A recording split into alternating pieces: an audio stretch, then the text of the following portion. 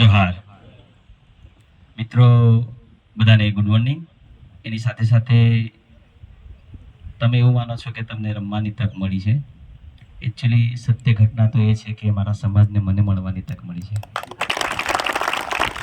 કારણ કે ગુજરાતમાં આપણી આટલી વસ્તી હોવા છતાં બી આપણે કયા સ્તરે અત્યારે જઈ રહ્યા છીએ, શું કરી રહ્યા છીએ, શું ભોગવી રહ્યા છીએ, એના માટે ટોટલી આપણો સમાજ એટલો જાગૃત રહેશે.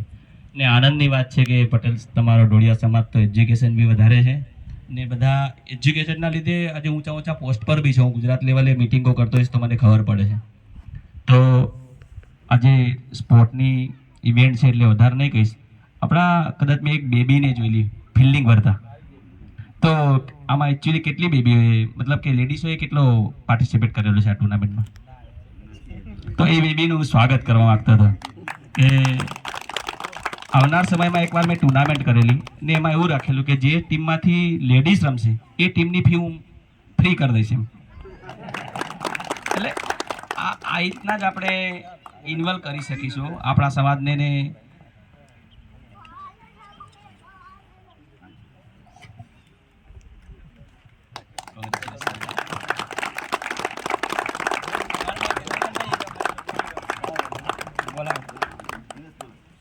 એટલે ધર્મેશ લેડીઝ રમશે ને એ ટીમની ફી ફ્રી કરી દેવાની.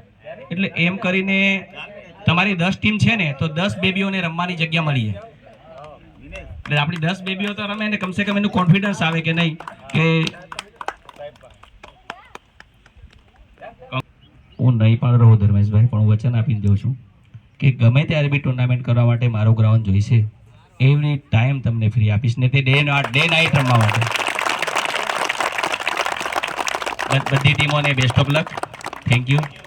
જય આદિવાસી, જય જોહાર.